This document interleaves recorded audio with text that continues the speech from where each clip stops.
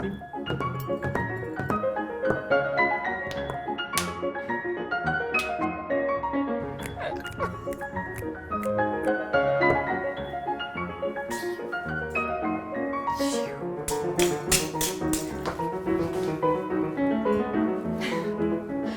won.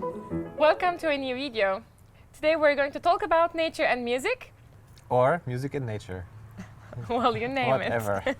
First of all, probably I should say that I've always loved nature. When I was a child, we had a huge garden and we had all kinds of vegetables and stuff there. And I remember that we would stroll around, me and my brother, and just look at all the wonderful things that nature is providing us.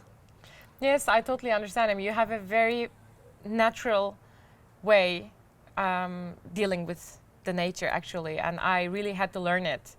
I grew up in a huge city, in a flat, and I actually didn't even realize that there was a huge walnut tree growing up just across our building. And now every time we go to Istanbul, because now we have this beautiful walnut tree here in our garden, I also realize that there are also wonders of nature in Istanbul. Yeah, I think you needed some time to know more about nature and the little secrets that nature has. Yes. I have to. Can I tell the story? Yes, please tell that. So we have a garden, and of course I'm gardening a little bit when we have time. So I was digging, and you were helping me. No. This was actually, I wanted to garden also. Okay, you wanted to. And we bought so many plants, and actually this was exact these plants that I really wanted to dig myself and put that plant in, and the rest you can say. And you were, of course, very psyched about it. And then suddenly you were screaming, "Oh, there's a snake! There are snakes!" And of course it was earthworms. By that time you didn't know that. Yes. That there are living creatures in the Solucan. ground. I actually knew, but suddenly, I don't know, I never knew that they were so deep inside the earth. Yeah. So but now you know. Now I know. Yeah, the nature and how it actually inspires art, the beauty of nature and the beauty of art. Yeah, they are both Connected. beautiful. Yeah. But of course, beauty of nature is just there, and you have to look at it. And beauty of art, it's artists who decide how it's going to look like. But in the end, it's also something that we enjoy and we look at, and sometimes we also don't have to understand it in order to enjoy it. You mean the art? Yeah, and nature also. You don't have to know how the tree grows and how he gets, all the things he Yes, needs so in we order get to enjoy it. back to the point where you say, it's so beautiful, you can appreciate it, you can enjoy it, but you don't have to know about it. It's just about these nice feelings that you get in the moments of when you're looking and appreciating the beauty of art and beauty of nature, which actually they interact really with each other, right? I was actually thinking that the beauty of art collaborates much more with the beauty of nature. Because it gets inspired by the nature, but then you actually said that the nature also sometimes collaborates with art, and you gave such a nice example back then. You remember it? No, I don't remember it. No. I think you were actually inspired by this scene where Wiener Philharmoniker was playing in Ephesus. Yeah, there's quite a nice video, but probably everybody knows it, where Wiener Philharmoniker were playing in Ephesus. A concert in open air, and then there was a dog coming on stage, and he was obviously enjoying music, so he was interacting with art in a very funny way. But of course the other way around is, well, you can see in so many pieces of art that composers, I mean of course also painters, that they were so much in interaction with nature, and they're imitating sounds of nature and making that into art. Yes, exactly. It's like Viva the Seasons, like we already know. It's really imitating the seasons, the atmosphere, or the rain, or the winter. And yeah, it's one way to say that art literally imitates, or music literally imitates the sound of the nature. Or also with Beethoven Pastorale, it's Sixth Symphony, where you hear birds singing and jingling, or however you say that. This kind of imitating what's around us, it's something that is, I think it's rooted deep inside of our human brain, because when we look at our daughter, how she was, learning the different animals that I was showing her, she didn't start to say what animals they were, but she started to imitate their sound, and she still does that, and it's really funny. Yeah, she's improving her repertoire. Yeah, and it's also so funny because I'm always amazed when Kyra realizes the sounds. First of all, she's just playing in the garden, and then she hears a bird singing, and then she looks for it. Or, she's, I don't know, getting on her swing, and then suddenly she hears an airplane going by, flying by, and then she looks at it. So it kind of made me realize, the eyes are, yes, of course, there, you see things, but they're not always on. The ears, our ears aren't probably, because you also get used to the daily sounds and you switch it off. But for someone who hears these things for the first time, the ears, they're all the time on. That's what artists are also doing. They have this extreme openness towards the outside world, probably also to the inside world. But it's like a small child that trying to imitate this is probably the first step to be creative. Yeah, exactly. We only kind of talked about the composer's side right now, like this creating from the beginning. But how about us? How about the interpreters and players?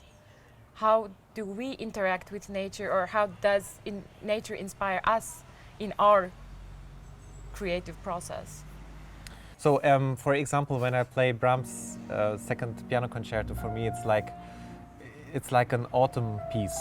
It's late October, and you have all these wonderful colors, and the leaves are falling, and it's also this kind of atmosphere of late autumn. Yeah, it helps me when I play the piece. I mean, of course, I also have to hit the right notes, but yeah, but it's interesting because now I hear maybe one of our listeners asking the question, okay, what do you do when you play this piece in spring? Then I close my eyes and I remember. I find it really interesting because I actually, when I think of nature inspiring me, I find myself not in front of the piano, but I find myself in the nature. Yeah, well, I mean, the thing is that we practice in a closed space, and we play in a closed space, and we are always in this kind of closed space. And we have to open the windows next time, I think. yeah, we need this concentration, and I think this insight, but I think it's great that music also provides us the possibility.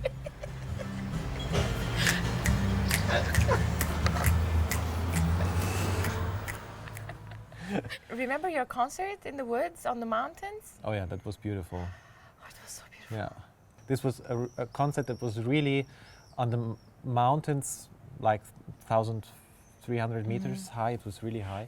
It was really cold, and the piano was in the middle of, nature. Yeah, under the trees actually. And there were some birds and some insects coming to me, and there I didn't bother. Normally when you play in a closed space and you hear something from outside, then it really bothers me. But there, I mean, in a concert hall. Yeah. Closed space sounds like a prison. Concert hall. Yeah. Yes. It was beautiful, and you cannot get nearer to nature playing, and it was, I think for me, it was a huge inspiration, although the acoustics were not really good. But I think nobody cared because there was something else. Who gives a rat's ass? Yes. There's another thing that I think is really interesting. Some composers, they have found, some kind of law of nature, and they put this into their music, and it's like creating a little cell, and the cell, musical cell is growing and evolving, and it's changing, and there's a piece coming out from a little idea. For example, when you look at Beethoven's Fifth Symphony, everybody knows, of course, how it starts with the 4 notes, but that's well. But you know, this it's like a small seed or DNA of the piece, and through repeating and evolving, it really grows to a huge organism, and it's really fascinating to see how this music affects us, and we find it fascinating because I think Beethoven shows us not only something about art but also about nature. These composers didn't really know so much about evolution and biology.